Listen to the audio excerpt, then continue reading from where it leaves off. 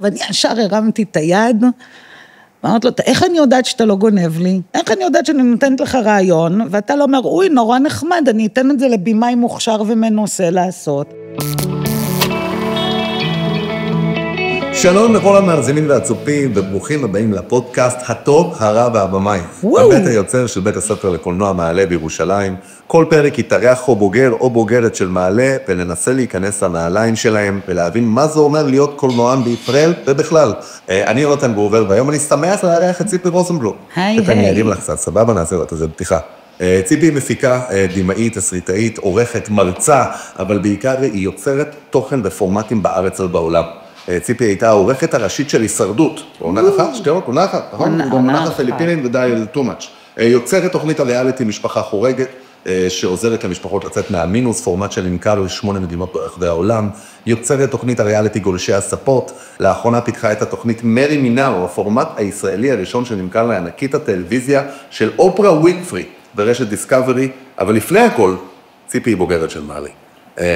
ציפי, כיף גדול שאת פה. מה שלומך? כיף להיות. משפחה חורגת ל3 טריטוריות, מרי מינאו ל12 ולאופרה ווינפרי, גולשי ספות לעוד 2. יש מעקב, יש לך כזה אפליקציה שעוקבת אחרי כמה מדינות כזה, כל פורמט? לא, אין, אני אחת לכמה זמן נכנסת לאתרים של זה, ובודקת שהצ'קים הגיעו כמו שצריך. הצ'קים לא משקרים בסוף. הצ'קים משקרים דרך אגב. יש פתאום תורה מדינה שהתחיל בפורמט, ואת אומרת, שהתחיל בפורמט, אוי, שכחנו, סתם, בסך הכל הרוב בסדר גמור, ומגיע, כן. אם כבר אנחנו מדברים על זה, אז מיד, איך יודעים לארגן חוקית פורמט? זאת אומרת, האם בסוף... אז הנה סיפור ממעלה, אני אתחיל סיפור ממעלה. יודעים מה? מתישהו בעבר, אני לא זוכרת שנים, אני זוועתית בזה, הוקם ערוץ 10, עוד לא הוקם, היה מכרז לערוץ 10. שמואל הספרי התמודד עם אחת מהחברות שהתמודדו, והוא הגיע למעלה לבקש מהבוגרים, אני לא זוכרת אם הייתי שנה האחרונה או הייתי כבר בוגרת, רעיונות לתוכניות טלוויזיה, ואני ישר הרמתי את היד, ואמרתי לו, איך אני יודעת שאתה לא גונב לי? איך אני יודעת שאני נותנת לך רעיון, ואתה לא אומר, אוי, נורא נחמד, אני אתן את זה לבימאי מוכשר ומנוסה לעשות, זאת אומרת לי, תראי, א', את לא יודעת, ב',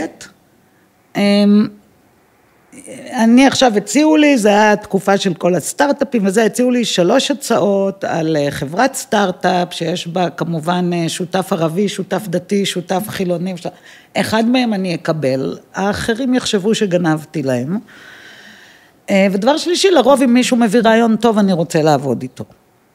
זה היה משהו ענה, מאז אני חוזרת על הסיפור הזה המון, שאנשים כבר פונים אליי ושואלים איך הם יודעים שאני לא אגנוב להם. אני מאמין שלי הוא לדבר כמה שיותר. ככל שיותר אנשים ידעו שזה רעיון שלך, אז הרעיון הוא שלך. עכשיו לפחד שיקחו לי רעיונות, שמה, במהלך החיים שלי, א', גנבו לי רעיונות, ב', גנבו לי לא במודע רעיונות, אני בטוחה. זאת אומרת שישבתי בשיחה, ואיכשהו 2 אחרי זה מישהו חשב על משהו, והוא כבר חשב שזה רעיון שלו, וג' עשיתי המון דברים, ואם לא הייתי מספרת לאף אחד, כי בפחד שיגנבו לי, לא הייתי עושה גם את הדברים שעשיתי, אז לדבר. לשלוח מיילים אחרי הפגישה, זאת אומרת, להיות בן אדם הגיוני. לשלוח מיילים אחרי הפגישה, להגיד דיברנו על זה ועל זה, שיהיה כמה שיותר תימוכין והוכחות, ובסוף לדבר עם אנשים שאתה בוטח בהם. זה הסוד להכל. בוא נחזור קצת אחורה.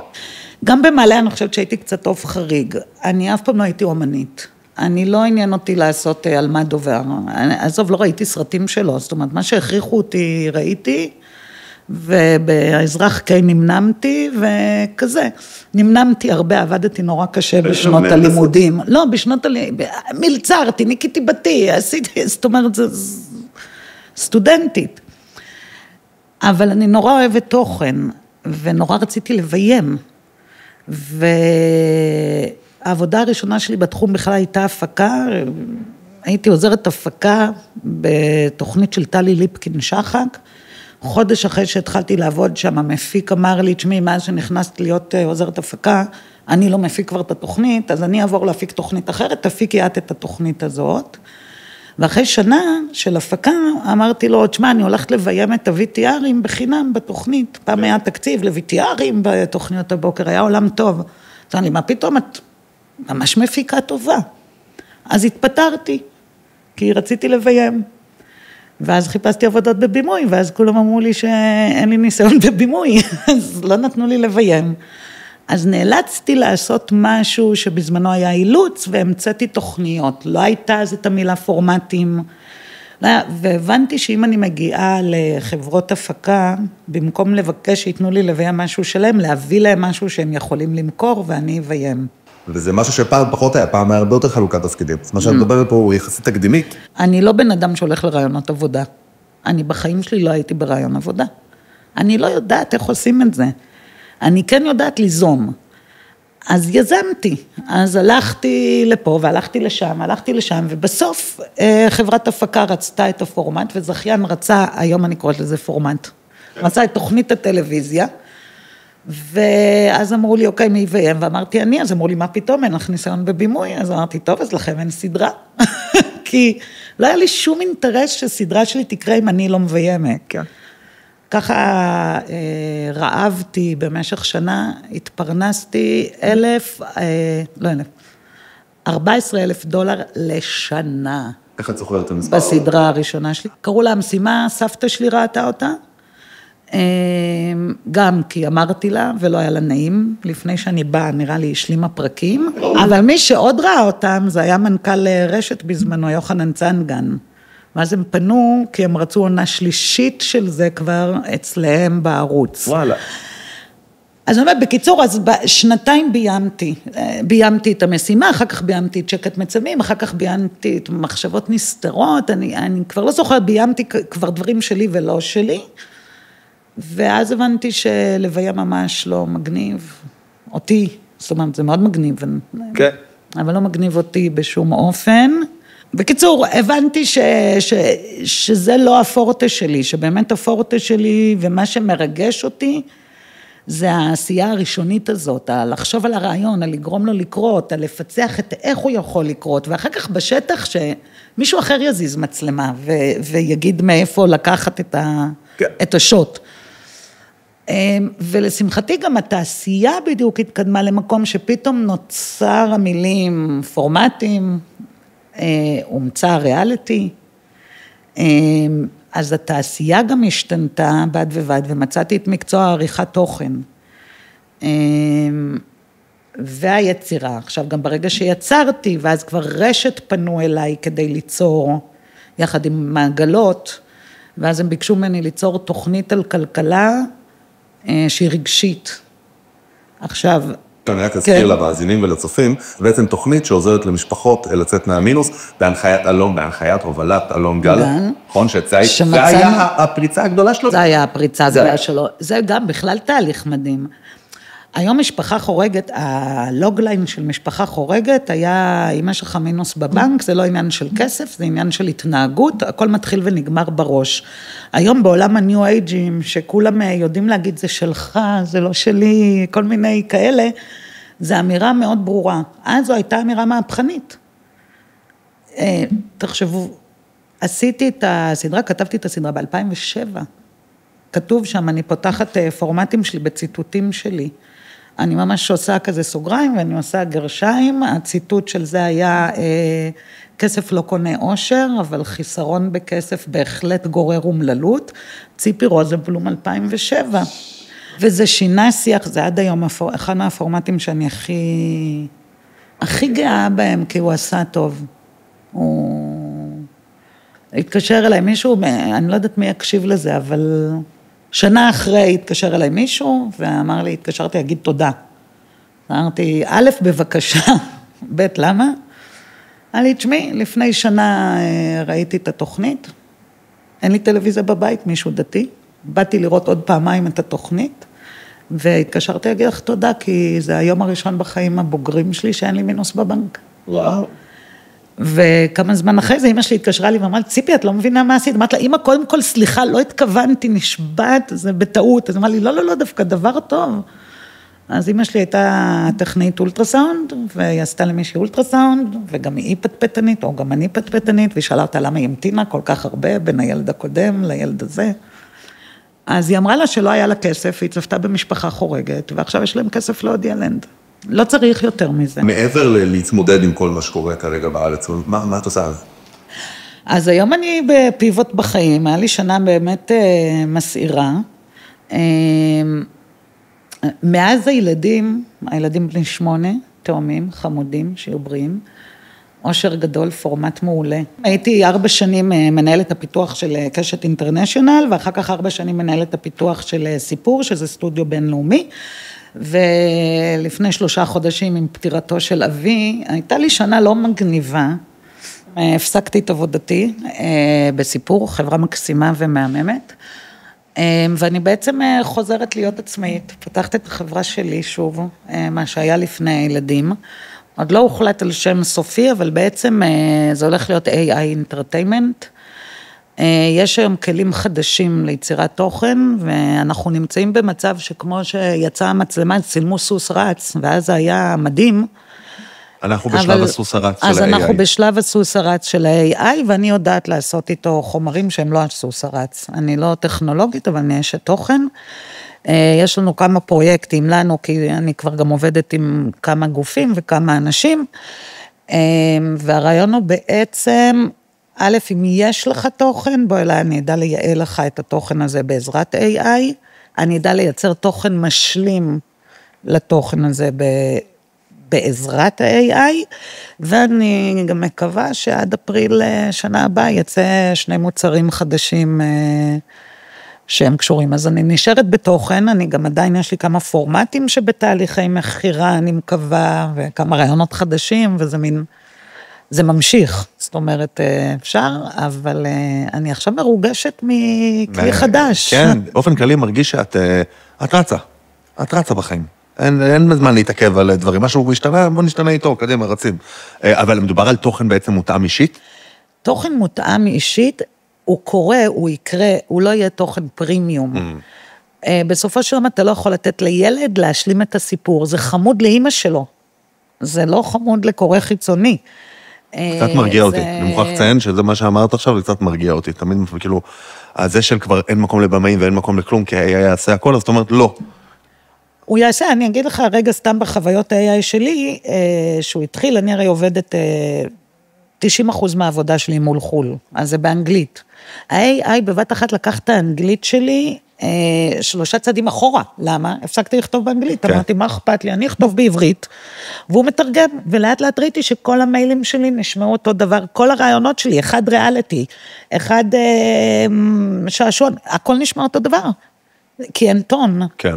בסוף אתה צריך בימאי, אתה צריך עין, הכלים של הבימאי ישתדרגו, יהיו אחרים, יהיו יכולות אחרות, אבל תמיד יצטרכו. לקחתי, בוא נדבר על מרי מינאו, אוקיי? יש פורמטים ויש פורמטים.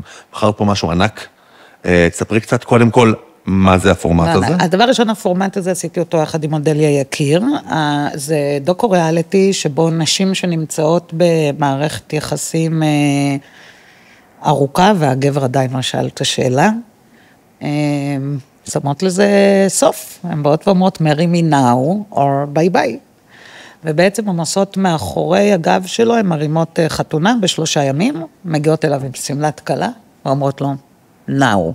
היא מגיעה להציע לו את זה עם סמלת קלה. עם סמלת קלה, והחתונה, היא באה עם סמלת קלה, מביאה לו חליפה, ואומרת לו, נאו, עכשיו, ההורים מוזמנים, הכל מאחורי הגב שלו, עומדת חופה, עומד זה, והיא אומרת לו, עכשיו, חבר, אני לא מחכה יותר. אוקיי.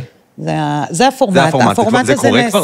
הפורמט הזה נעשה לו פיילוט בארץ, זה לא לאחרונה, הפיילוט נעשה לפני הרבה שנים. וואי, אני לא זוכרת. הרבה שנים. אוקיי.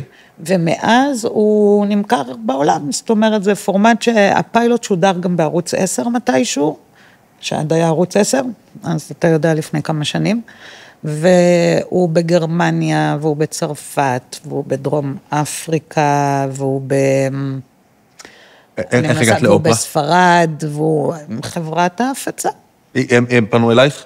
חברת ההפצה. לא, יש לפורמטים, יש חברת הפצה, אני לא הולכת למכור את הפורמט אחד. לא יצא לך מגע ישיר עם אופרה עם ווינפרי. אופרה, תראה, היא מתקשרת אליי כל הזמן, בלי קשר אבל. אופרה, I told you, I don't have time for you, my dear. כן, אבל אתם לא אוהבות לדבר ביזנס, בעיקר אנחנו לא אוהבות, בעיקר פלז'ר, אנחנו שותות וזה, לצערי לא, בקיצור. שאלה שאני שואל את כל המרואיינים, אוקיי? כי בסוף אנחנו מדברים פה על פודקאסט שקשור לעולם הקולנוע והטלוויזיה, ובטח בישראל, איך מתפרנסים? בתחום שלך, אז את לא צריכה לדבר, האם קודם כל הפרנסה טובה? את לא צריכה לצלול למספרים, או שתתני לנו את המספרים המדויקים, כן? גם זה מצוין. אני פשוט אעביר לך את הטלפון שרואה החשבון שלי. כן, אני אשמח.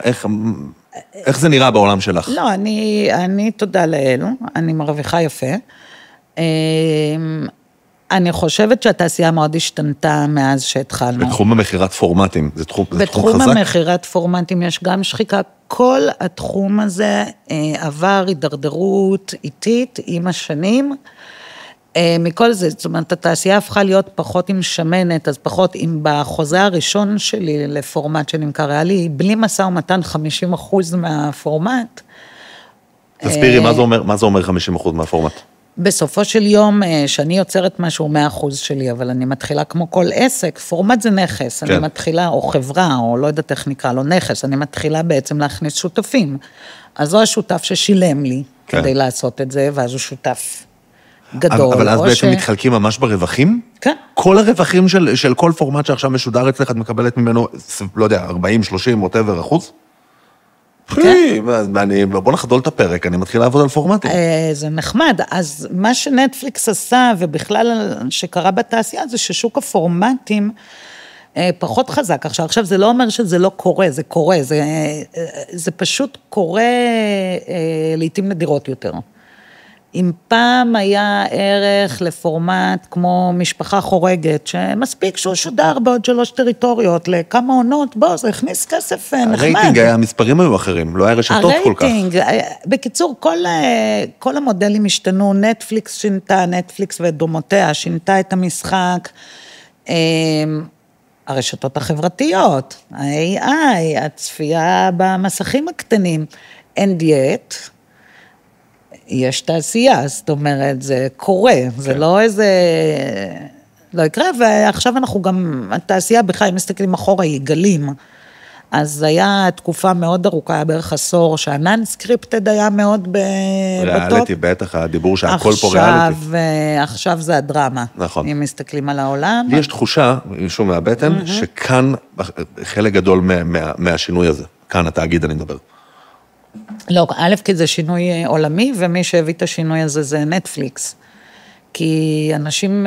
עוד שגם יש הרבה ריאליטי בנטפליקס פתאום. יש הרבה ריאליטי, אבל אתה בסוף מסתבר שלא נכנסים לנטפליקס בשביל, אפילו לא בשביל Love is Blind, וזה פורמט שאני מכורה אליו, אבל Monday, כן. זה הסדרה הכי נצפת, ואחר כך יש כבר סדרה יותר נצפת ממנדי, רק שכחתי. זאת אומרת, זה בסוף... בסוף תוכן מתוסרט. בסוף תוכן מתוסרט, ואני אגיד לך עוד יותר, תוכן מתוסרט שכבר יושב על IP שאתה מכיר. כן, כן. אז יש כאן איזשהו... תסבירי רק על הצופים מה זה, יושב על IP שאתה מכיר?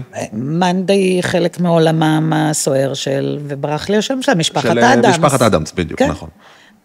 והיום בכלל, בגלל שהתעשייה השתנתה, אז יש איזשהו חשש להמר. אז מעדיפים לרכוש תוכניות שיש להם כבר IP, זאת אומרת, אומרים, משפחת אדמס הצליח, אז כנראה זה גם יצליח. כן. כמובן גם מעדיפים ללכת על בימאי שכבר עשה, וכו'. רק אני אגיד שאני מכירה את סטיב סטארק, המפיק של מנדי, ולבושתי, חשוב שכל מי שצופה ושומע ידע את זה. מנדי אמרתי. Wednesday. אתה רואה? את אומרת מנדי, ואני בראש שאני מכיר את זה, אבל זה לא... עכשיו אני אגיד לך גם מה הפדיחה, שזה בדיוק העניין, אני עליתי לפגישה מול סטיב סטארק, ואמרת לו מנדי. Can I please give you a compliment? I love Monday. ברשימות, איך לפתוח פגישה כמו שצריך. איך לפתוח פגישה זה, בכלל, אם אתם רוצים, כאילו, איך לפתוח פגישה עם פדיחות, יש לי כמה. אבל זה היה אחד, והוא אמר לי, don't you mean Tuesday? Wednesday. לא, הוא תיקן אותי לטיוסדיי. הוא עושה לך יפה. הוא זרם. אז וואו, הישרדות, אתה יודע כמה מזמן זה היה? בואו נדבר יפה.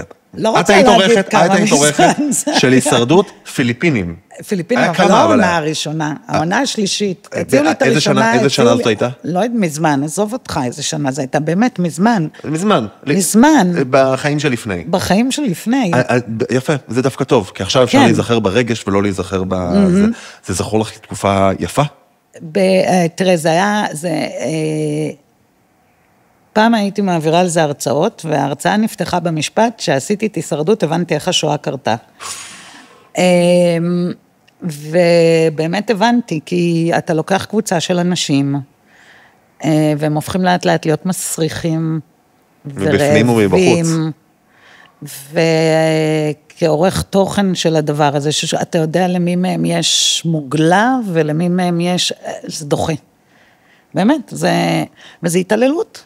עכשיו, נכון שזו התעללות, מה שנקרא, בהסכמה, זאת אומרת, יש חוזה, ויש זה, ויש רופא שבודק אותם, ואף אחד לא ימות, זאת אומרת, אני אומרת את המילים האלה ככה בהקצנה, אבל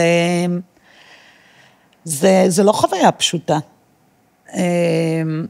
אז זה התמודדות איך אתה מייצר תוכן ולא רומס אנשים, איך אתה עדיין מתייחס לאנשים כבני אדם, למרות שהם נורא מסריחים,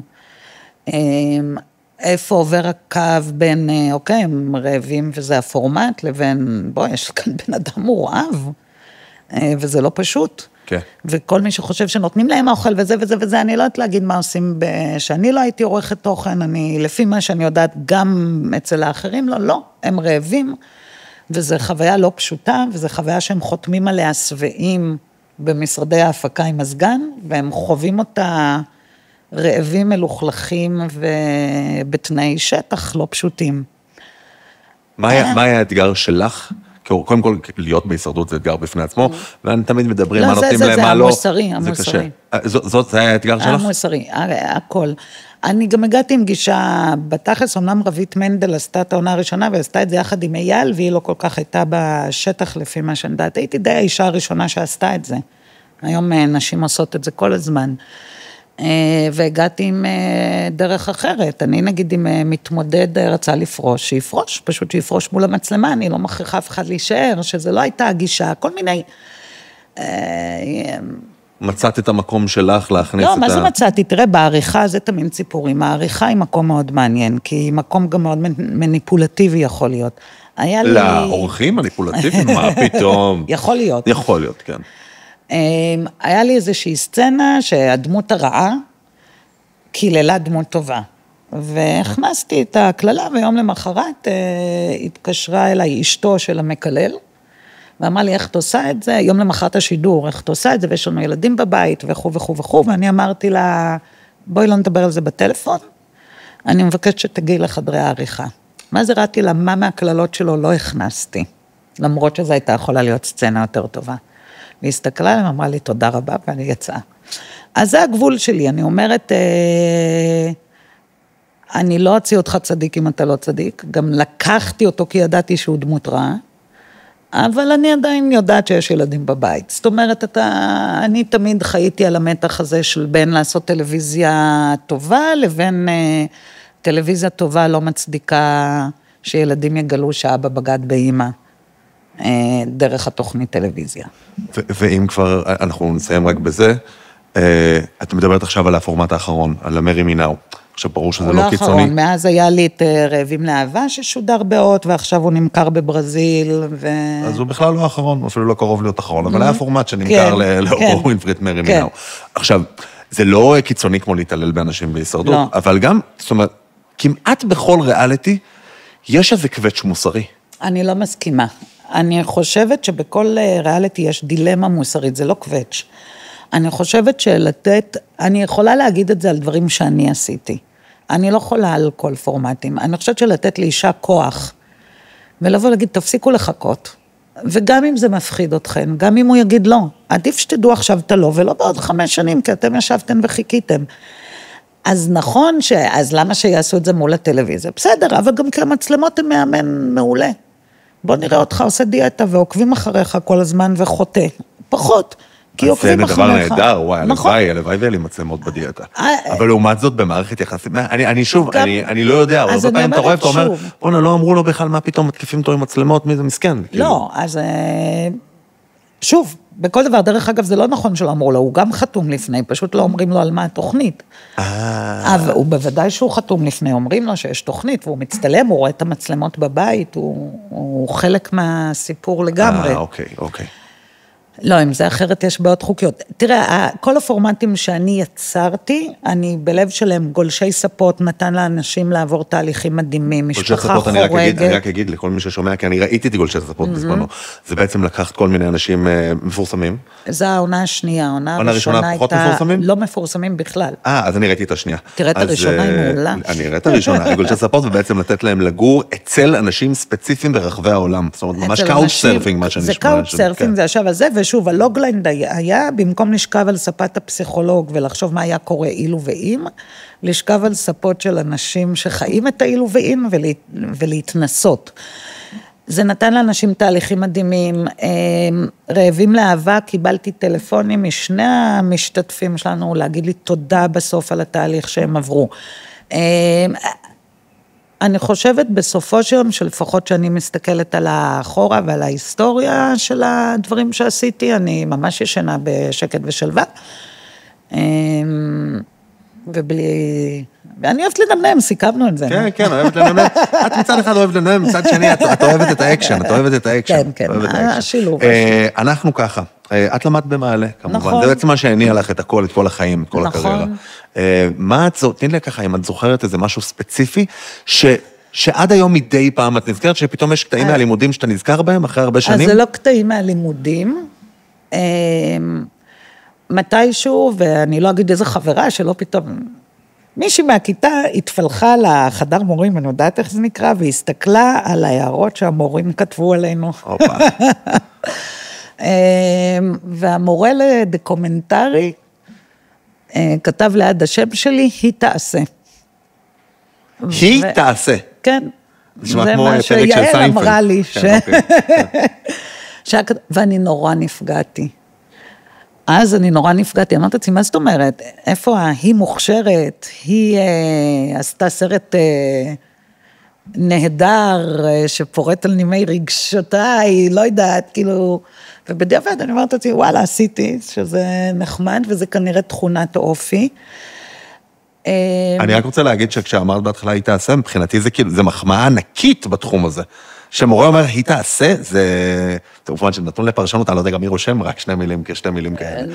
יכול להיות שהיה שם עוד מילה, ואתה יודע, עם השנים הסיפור משתפר, אבל לא, אני לא, באמת לא זוכרת. היא תעשה סמים, זה הורדתי. בדיוק, את הסמים. או היא תעשה שטויות כל החיים. לא, זה היה רשום, יכול להיות שהיה שם עוד מילה, אבל זה היה רוח הדברים, ולא, אז אני נפגעתי, אני היום יודעת להגיד שיש כוח בעשייה, בפשוט לעשות. סתם, אם יש טיפים שאני אומרת, אז לי אף פעם אין את פרויקט חיי. עכשיו, אני לא יודעת אם זה נכון או לא, אבל אני רואה אנשים ששווים עליי עם אותו רעיון. עכשיו, זה בסדר, אם אתה רוצה לעשות את הרעיון הזה, וזה משאלת חייך, תמשיך לרדוף אחרי זה, ואם אתה רוצה לעשות, אם אתה רוצה להתפרנס, אם אתה רוצה שזאת תהיה הקריירה שלך, אתה רוצה שזה, תעבוד, תעשה, לא אחד, ברבים, כדי שאחד מהם יקרה, בוא, אני שומעת לווים הרבה יותר משאני שומעת קנים, זה התחום. בדיוק. ואני מוסיף לזה, תעשה, זאת אומרת, מבחינתי זה, תעיז להיות בינוני. תעיז לפעמים להיות בינוני, כי בסוף ככה מגיעים ללמעלה. אני לא יכולה להסכים עם הבינוני, אבל תדע, אני רגע מתחברת לאימהות שנייה, good enough mom, אתה מכיר את זה? בטח, בוודאי. זה לא אימא בינונית. זה לא אימא בינונית, זה good enough. צריך להיות good, אני לא חושבת שבינוניים באמת מתקדמים, אני חושבת שכל מי שאומר על אלה שלמעלה טוב הוא בינוני, בינוניים מתקדמים. אל תשאף להיות בינוני חלילה, אבל תעיז, זאת אומרת, לא ימות העולם אם הוצאת משהו, והוא לא יצירת מופת. עזוב, אז עכשיו נסיים בדבר תורה. סוף בדיוק, זה דבר התורה חביב עליי, שמסתכלים על בראשית, ברא אלוהים, אז אלוהים אומר, יצא עץ פרי עושה פרי, והאדמה הוציאה עץ עושה פרי. אלוהים מתכוון שגם הגזע יהיה פרי, עץ פרי עושה פרי, והיה אלוהים כי טוב. אלוהים אמר, יהיו 2 מאורות בשמיים, יצא מאור גדול, יצא מאור קטן, והיה אלוהים כי טוב. אין יצירה בעולם שיוצאת כמו שתכננת אותה. אתה צריך להיות מספיק בוגר, לראות כי טוב, לראות מה יצא. אהבתי את הכיפ על השמיים עכשיו. אהבתי, הבמאי הראשון, שידע להכיר את העבודה של הכפופים אליו. היוצר הראשון לגמרי, שידע להגיד, יצירה לא יוצאת מושלמת. אבל אתה עדיין צריך להגיד כי טוב לפעמים, אם אתה צריך פתוח מחשבתי. כל יום על כל דבר. כל יום על כל דבר. אנחנו נסיים עם, יש לנו שאלון מהבטן. שאלון מהבטן, יאללה. שאלון מהבטן, כך קוראים לשאלון הזה, שאלון מהבטן, זה הפורמט. הוא 90 שניות. אוקיי? מה שנספיק ב-90 שניות. בסדר, אני צריך לפתוח שעון, שנייה. אני לא עומד בקצב שלך, אני לא עומד בעשייה. 90 שניות, הרעיון הוא לדבר אסוציאטיבי, אני נותן משהו, תשלימי מה שבא לך, מילה אחת, 100 מילים, מה שעולה לך. אז שיהיה לנו בהצלחה, שאלון מהבטן. הישרדות. חוויה. תוכנית טובה היא תוכנית וואו, אסקפיזם. זה תוכנית טובה, אסקפיזם, מצוין. גילטי פלז'ר? תוכנית גרועה, too hot to handle. too hot to handle, מצוין. כסף? חשוב. פרסום? כדאי. ביקורת? חובה לדעת להקשיב, חובה להפסיק עם הביקורת הפנימית כל הזמן. האח הגדול? העונה הראשונה פוצצה לי את המוח, אני חושבת שזה פורמט מדהים, אני יודעת שאם מתחילים לצפות בו, אז נשארים לצפות בו, מאז העונה הראשונה לא צפיתי. דת וטלוויזיה. טלוויזיה, שאלו אותי, לא מזמן, לא משנה, מה זה משנה מה שאלו אותי? שורה תחתונה שאלו אותי, מה מהעשייה שלי יהודי? אני לא יודעת להגיד על דת. ואני אמרת לי, מה זאת אומרת? כל נשימה שאני לוקחת היא יהודית. אני דוסית, אז אני מייצרת גם טלוויזיה דוסית, אז זה שאין שם כיפות, זה... אכזבה. כן, מלא. להרצות? משחק, נהדר, חוויה. AI? וואו, זה כרגע המאהב שלי, הנמסיס שלי, המסעיר אותי, my bestie. בעוד 10 שנים? אני אזמין אותך במטוס הפרטי שלי. נגמר הזמן, אבל אני רוצה שתשלימי את זה, כי זה טוב. כן, אני רוצה את ההתחייבות. לאיזה חופשה בג'מייקה. ציפי רוזנבלום, היה לי ממש ממש כיף, ממש מעניין, ממש. איזה כיף, בהרבה תחומים, לא היה לנו הרבה זמן, אבל נשארתי עם הרבה, אז איזה כיף, אני מקווה שגם המאזינים והצופים.